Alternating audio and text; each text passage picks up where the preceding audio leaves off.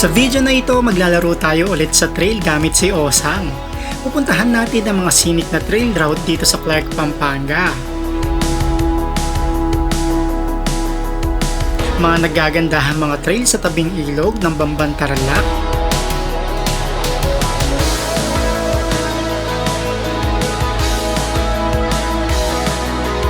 At hanggang makarating tayo sa bayan ng Concepcion, Tarlac.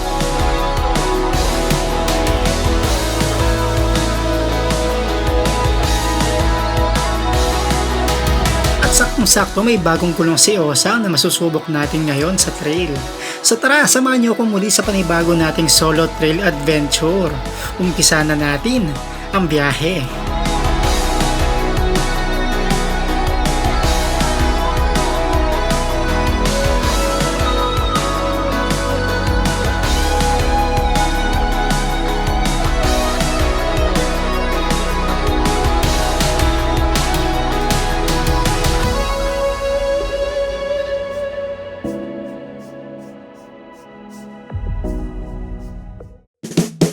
Okay, so bago natin tuloy ang biyahe natin, short commercial break lang tayo dahil kikwento ko lang sa inyo last time. Nasiraan ako ng gulong sa front tire or sa front wheel ni Osang. Ang nangyari kasi yung tubeless tire ko sa harapan is bumigay, nasira yung parang pinaka tire na nagko-connect mismo sa rims. So nangyari, kung mapapansin nyo yung mga upload na pictures or photos sa aking mga social medias ay hindi pareho or hindi pares yung mga gulong na nakalagay kay Osang. Buti na lang si Red Indian Custom is nagpadala sa atin ng set of tires na pwede natin magamit sa ating mga adventures. At dahil doon, sobrang excited na akong makita at masubok yung gulong na ipinadala sa atin. So sa video na ito, ipapakita ko sa inyo itong pinadala nilang gulong sa atin. Ayan, ito yun.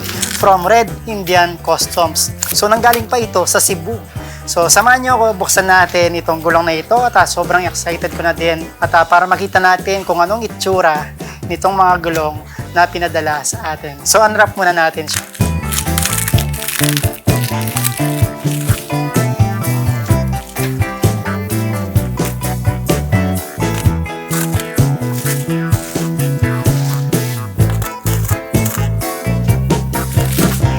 Okay, so bigyan ko lang kayo ng konting idea kung para saan itong mga tires na pinadala sa atin ng Red Indian Custom. Itong Armor ADV tires ng Red Indian Customs is good for on-road and especially good for off-road. Good for hard terrain, good for motorsport, good for enduro, good for trail adventure, and at the same time, good for touring. So yung mga sizes na available nitong Armor ADV, meron siyang 17-inch, meron siyang 18, 19, and syempre, meron silang size 21. At dahil sobrang excited ako, pinalagay ko na din kaagad ang mga bagong gulong ni Osang.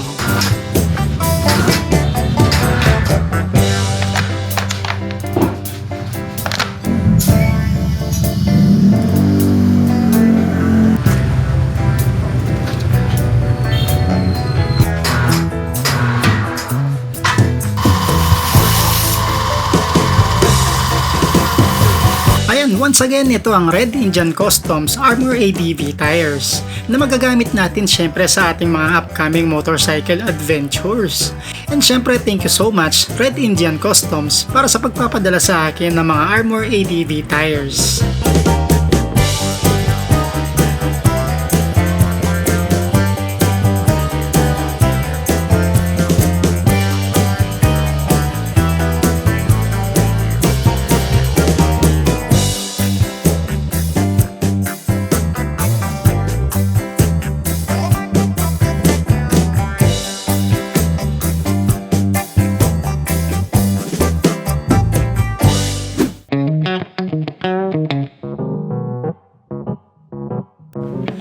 Ayun, so good day ulit sa inyo mga kabalen at welcome ulit sa solo motorcycle adventure. At kung mapapansin nyo is naka-voice over tayo ngayon, disclaimer lang. Kasi nagkaroon ng problema itong microphone natin na gamit natin sa helmet at saka sa GoPro natin. Kaya ito, nag-decide ako na mag voice over na muna dahil lahat ng mga videos ko ay walang audio. So yun ang pinaka bad trip kapag ikaw ay nagmo-motovlog, kapag nawalan ka ng audio. Okay, so start natin ang ride. So dito tayo ngayon sa may Clark, Pampanga. Pupuntahan natin itong mga trail routes na pinupuntahan ko madalas dati Noong panahon pa na nagbibisikleta ako. So subukan natin ang mga trail dito gamit itong ating bagong gulong na galing kay Red Indian Customs, itong Armor ADV tires. So tignan natin kung masarap ba siyang gamitin sa trails, kung kakayanin itong mga deep lahars dito sa may Clark, Pampanga, then mga river crossings ng Batson, tapos akit tayo ng mga bundok at hanggang makarating tayo sa may bayan ng Concepcion, Tarlac. Ayun, so pagdating dito, ito na yung first off-road section natin, itong tinatawag naming Kwarihan. Bali ito yung usual na first off-road dito sa mga events sa may Clark, Pampanga. So bali dadaanan natin dito yung Kwarihan, dito sa may area. As you can see, medyo mabuhangin itong ruta dito. Kakanan tayo dito, then babaybayin lang natin itong napakahabang section na ito. So dito sa may first part is medyo malahar pa yung section dito. At ramdam ko din yung pagkakapit nitong mga bagong gulong natin kay Osang, itong mga Armor ADV tires dito sa may mixed terrain natin. Kung mapapansin nyo, pagdating dito is nagiging medyo may mga graba na itong section na dinadaanan natin. Maganda siyang gamitin, makapit itong gulong na gamit natin. So baybayin lang natin itong mahabang section na to hanggang marating natin yung New Socobia Bridge dito sa may Clark, Pampanga.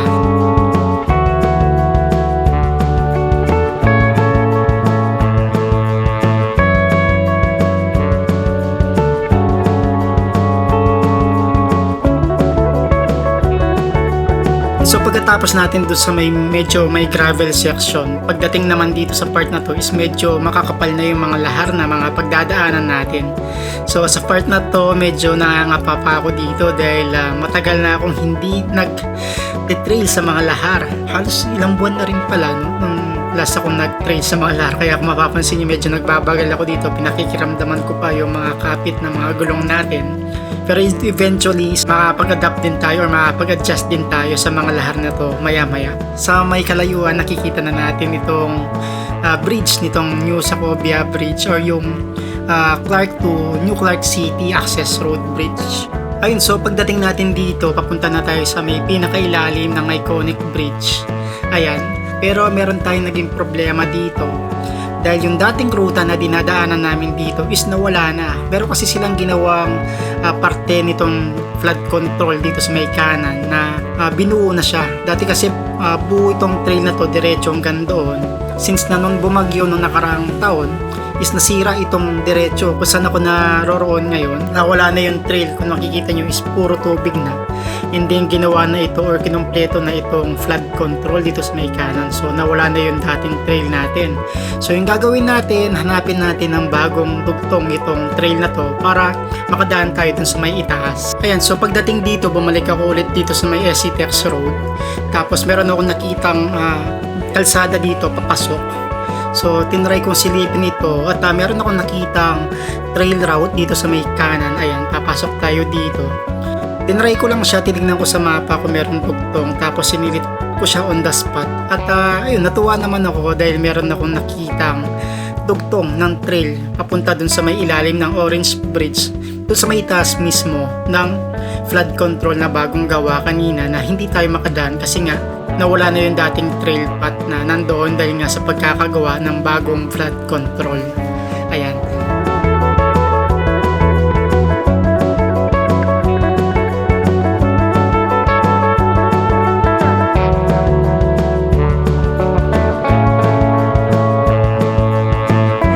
So nandito na tayo ulit sa may ilalim ng Orange Bridge at nakaakyat na tayo dito sa may bagong flood control na ginawa. At kung mapapansin nyo din dito sa may kanan natin, ito naman yung solar farm dito sa may Clark, Pampanga. So itong diretsong daanan na to sa taas mismo ng flood control ay papunta mismo ito sa may Dolores, Mabalacat, Pampanga. At meron din itong ruta papunta mismo sa may Severa, Mabalacat, Pampanga, which is tatawid tayo mismo sa may ilog or sa may Socobia River.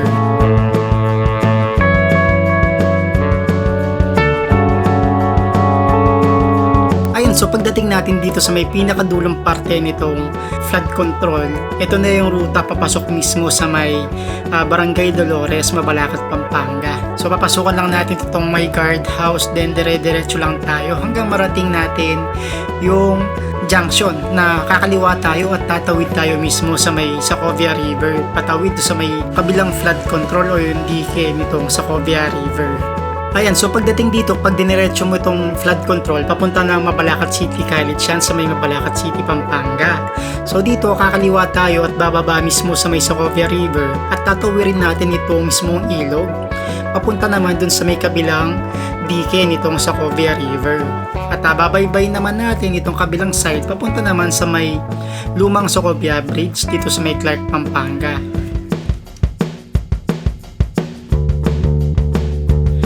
Ayan, so pag-akyat natin dito sa may kabilang dike ng Sacovia River, pag kumanang ka doon, yung saan pupunta itong tricycle, yun na mismo yung daan papunta ng Severa, Mabalacat, Pampanga. Since na dito tayo sa may kaliwa, pupuntahan naman natin yung Old Sacovia Bridge. Ayan, tsaka yung bagong gawang dike, dito din mismo sa may Sacovia River.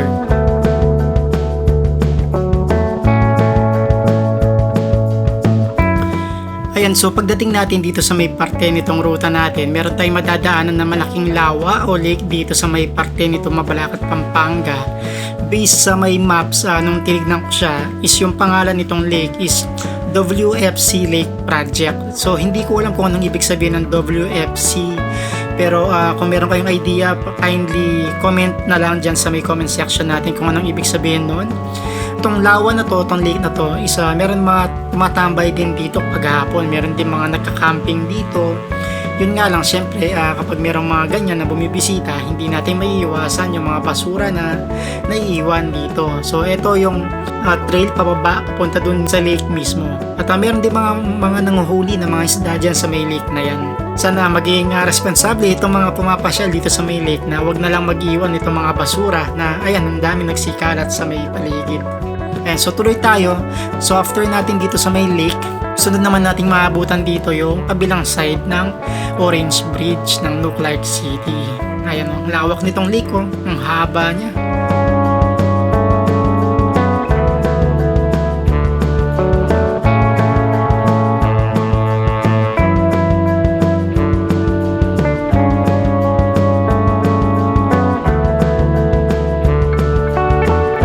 So pagdating ko dito sa may kabilang Orange Bridge sa may ilalim mismo ng tulay, meron ako napansin dito, meron silang parang ginawang parang mini farm. Tapos dito makikita natin meron mga iba't ibang klase ng gulay na nakatanim. Ayan sila So parang project ito ng community. Mayroong mga iba't ibang klaseng mga gulay tsaka mga prutas. Tapos ito meron nakalagay Aita and Unat Rural Improvement Club or tinatawag nilang AURIC dito sa may Sitio Malupa, Kalumpang, Mabalacat City, Pampanga. Tapos meron pang greenhouse dun sa may kabila ayun So parang proyekto dito sa mga komunidad na makapagtanim sila ng iba't ibang klaseng mga gulay.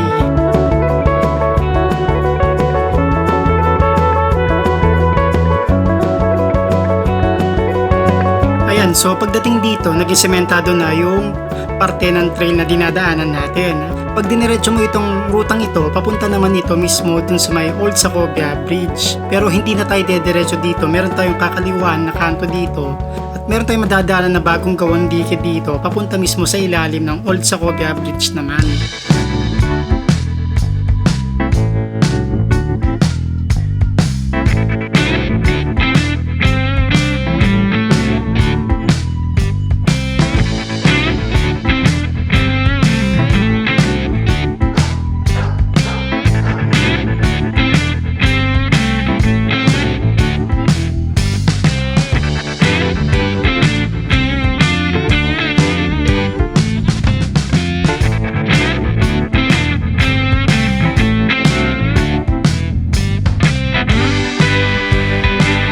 Bali ito naman ang sinasabi ko, bagong gawang napakahabang dike, papunta naman ito sa may Old Sacovia Bridge.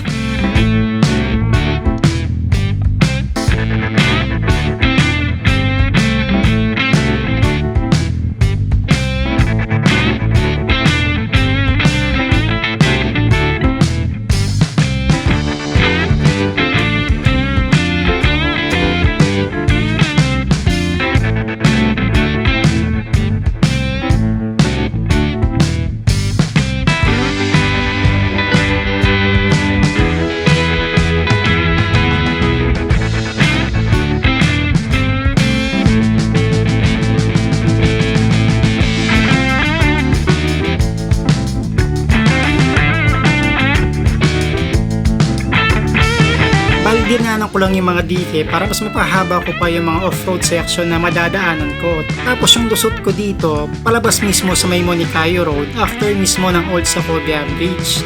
Akyatin lang natin yung Monicayo Road tapos lulusong lang tayo at mararating na natin mismo yung San Vicente na parte na mismo ng Bamban, Tarlac.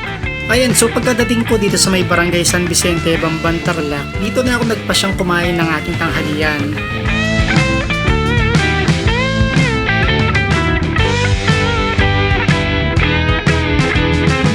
Pagkatapos natin kumain ng tanghalian dun sa may barangay San Vicente, Bamban, Tarlac, dito na tayo sa may Santo Niño, Bamban, Tarlac naman.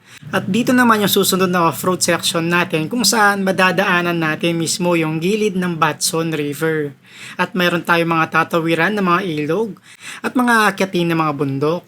Ayan, so pagdating natin dito, meron tayong junction na madadaanan tapos kakanan tayo mismo sa kantong ito.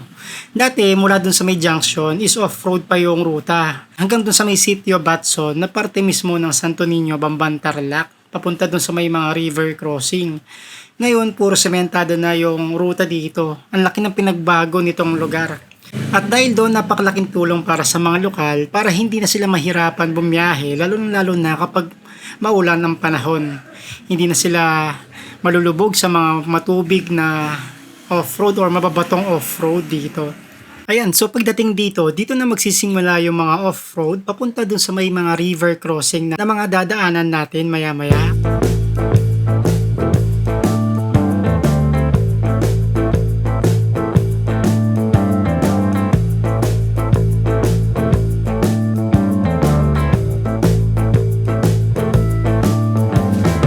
Pagdating dito, kung dati yung ruta namin is kumakaliwa kami dito, ngayon naman dediretso tayo dito, lulusong tayo dito sa may off-road na ruta. Papunta na mismo ito sa may gilid ng ilog ng Batson.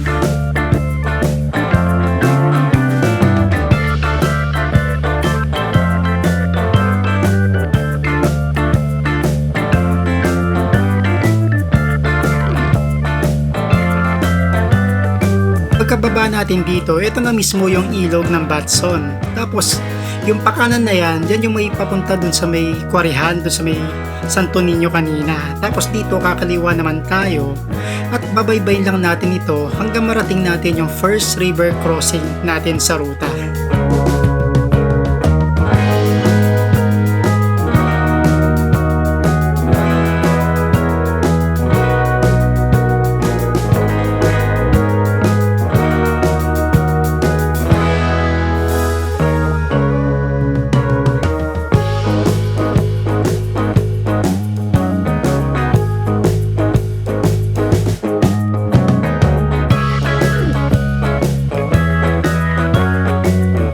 Pagdating dito, bago natin marating ang first river crossing, meron akong nakitang bagong paliguan dito sa may sitio Batson mismo, sa may ilog mismo. Ayan, meron siyang napakalaking bato at tatawid ka doon, tapos meron mga kubo doon sa may itaas. At napagtanungan ko si Manong na may-ari nitong paliguan dito sa may sitio Batson na ang pangalan ng kanilang lugar or tawag sa kanilang paliguan is Batson Kalikasan Campsite. Ayan, so pwede kang mag-camping, pwede kang mag-swimming, pwede kang mag-rent na mga cottages, tapos meron din silang viewing deck doon sa may itaas mismo na mga cottages na kailangan mo mag-trek papunta doon sa may tinatawag nilang Pugad Lawin. Ayan. So, ito parang inukay nila itong gilid nito malaking bato para maging malalim at para mapaliguan ng mga mamamasyal dito sa may Batson Kalikasan Campsite. Ayan. So, meron silang FB page. Search nyo na lang yung Batson Kalikasan Campsite kung gusto nyo mag-inquire na magpunta dito sa may kanilang paliguan dito mismo sa may ilog ng sitio Batson.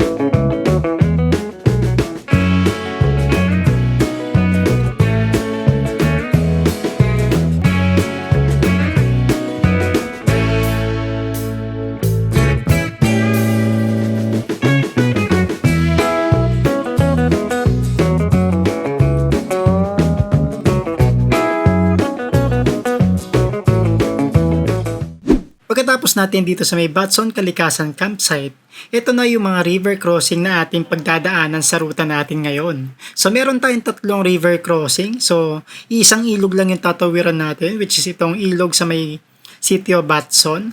Bago natin tuluyang akyatin yung mga kabundukan, dito sa may parte ng City of Batson.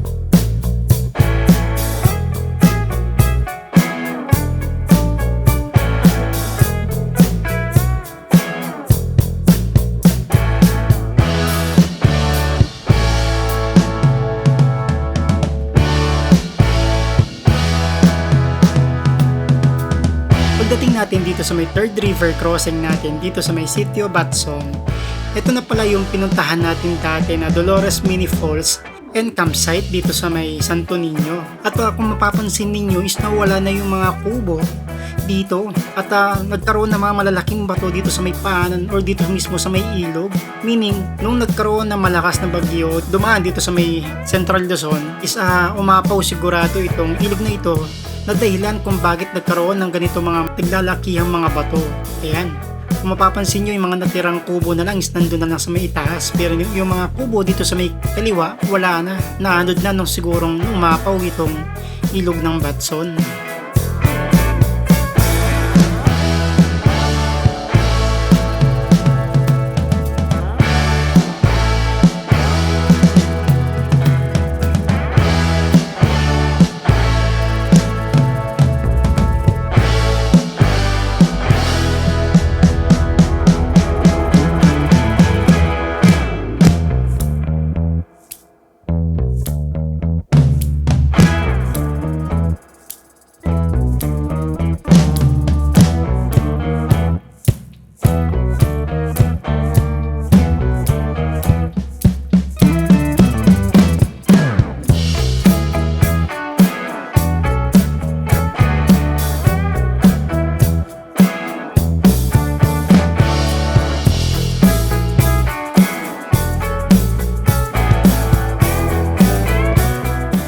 Ayun, so nangyari pala nung bumagyo ng nakaraang taon is na-wash out pala talaga itong Dolores Mini Falls na campsite. Ayan, so bago na lang daw itong mga kubo na nakatayo ngayon at itong mga bato na nagsisilakihan na nandyan sa may tabing ilog mismo is dala-dala mismo ng ragasan ng tubig na nanggaling sa mga kabundukan. Ayan, sana hindi na maulit yung ganong kalaking tubig kasi umapaw daw talaga itong ilog halos kung saan ako nakatayo, nandyan umaabot na yung tubig. Ay, so tuloy na natin ang ating ride. So, pagdating dito mismo sa may tapat ng Dolores Mini Falls campsite, merong daan dito na paakyat at ito yung ruta na aakyatin natin, paakyat ng mga kabundukan dito sa may City of Batson. Hindi naman gaano katarikan itong rutang ito, gradual lang. At lalabas tayo sa isang rancho at magda-downhill tayo palabas dun sa may likod ng Goshen Resort, palabas ng Lourdes, Bamban, Tarlac. Sa ilalim mismo ng Bamban Bridge. Ayan.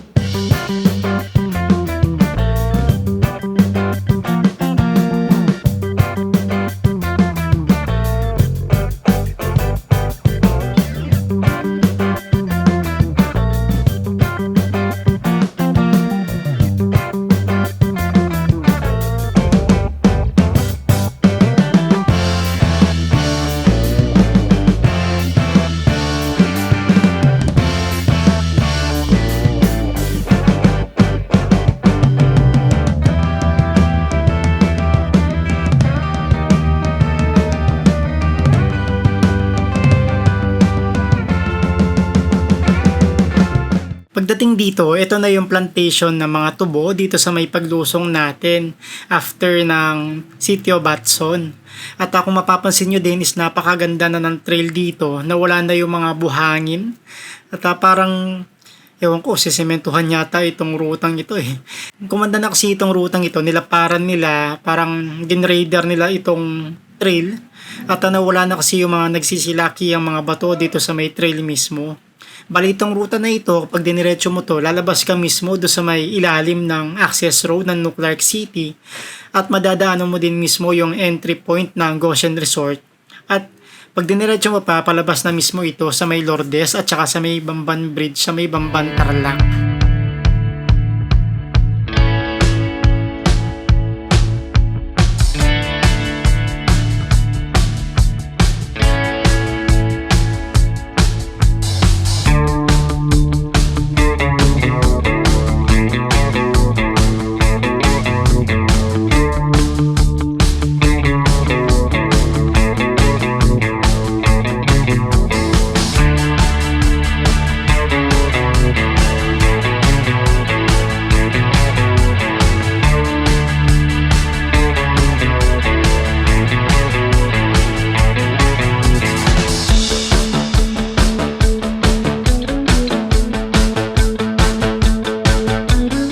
Pagkatapos natin dito sa may trail, meron ulit junction dito na madadaanan. Yung pakaliwang daan, yun ang ruta papunta sa may grotto sa Bamban Tarlac.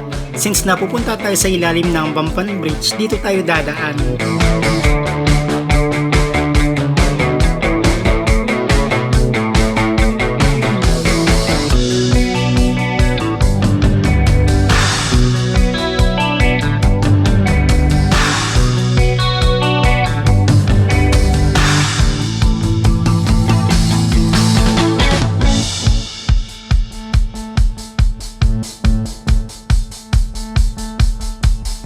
Pagdating dito sa rutang ito, madadaanan mismo natin ang pinakailalim ng Bamban Bridge dito sa may Bamban Tarlac.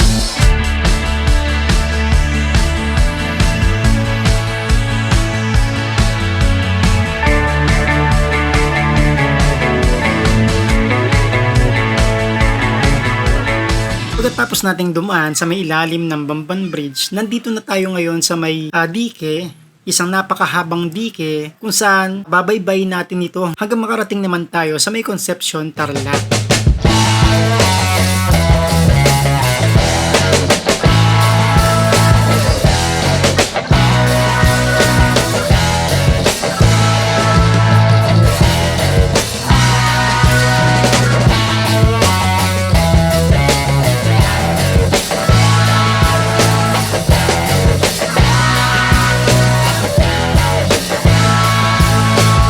Habang binabaybay natin itong kahabang dike papuntang Concepcion, Tarlac, biglang bumuhos naman ang napakalakas na ulan. Kaya binilisan ko na rin ang pagpapatakbo para makasilong tayo dun sa may SCTX Viaduct.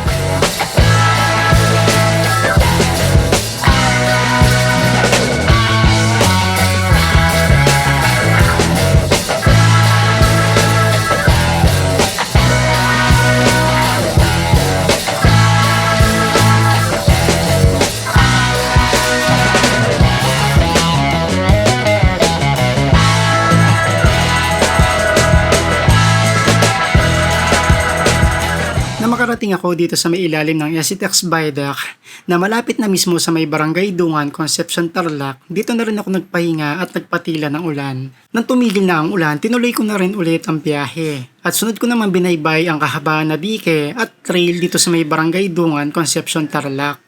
Hanggang makarating ako sa may tulay ng San Francisco, Concepcion, Tarlac din. Hanggang marating din natin yung susunod na trail section sa parte ng San Francisco palabas ng Santa Rita, Concepcion, Tarlac.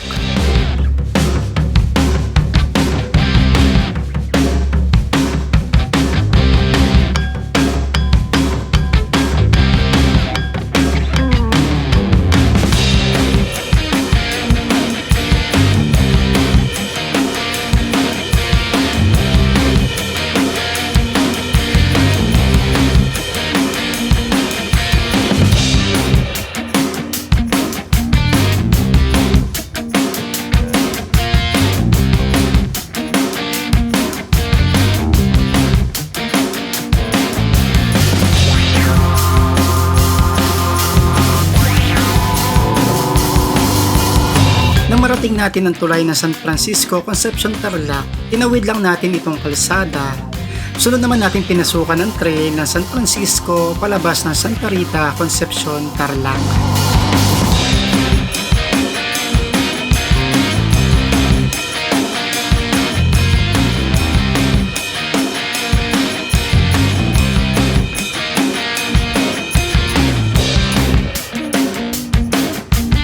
Pagdating natin sa part na to, ito na yung Barangay Santa Rita, Concepcion, Tarlac. At pagdating dito, meron tayong ulit papasukan na trail section mula Barangay Santa Rita palabas ng Barangay Lilibangan, Concepcion, Tarlac.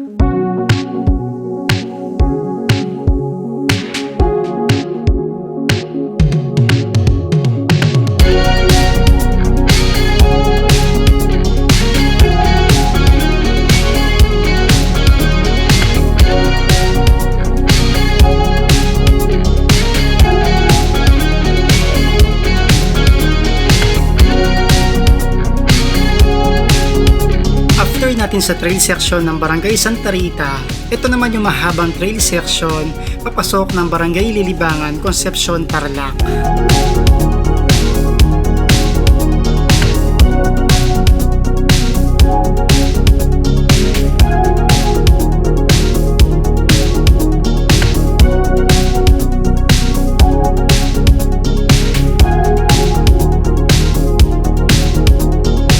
After nating madaanan yung mahabang trail section, narating at nakalabas na rin tayo sa wakas dito sa may Barangay Lilibangan, Concepcion, Tarlac.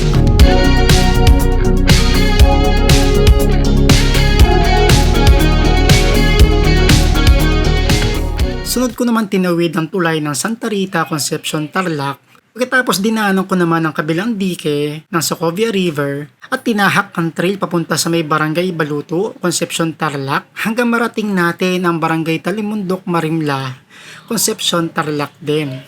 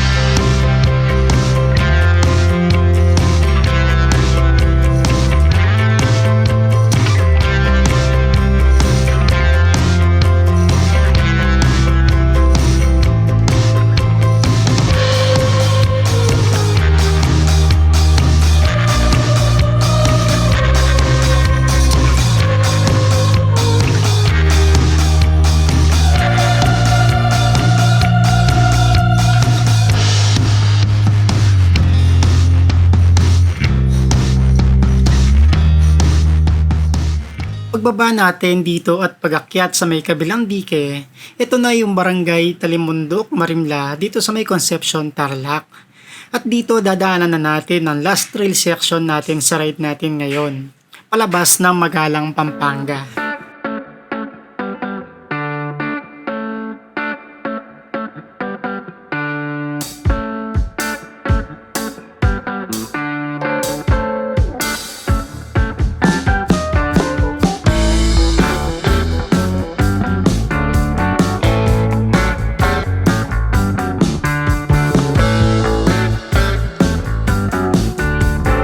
Pagdating sa part ng trail na ito na yung trail katabi mismo yung Talavera River at papunta na mismo sa may Barangay Turo, Magalang, Pampanga.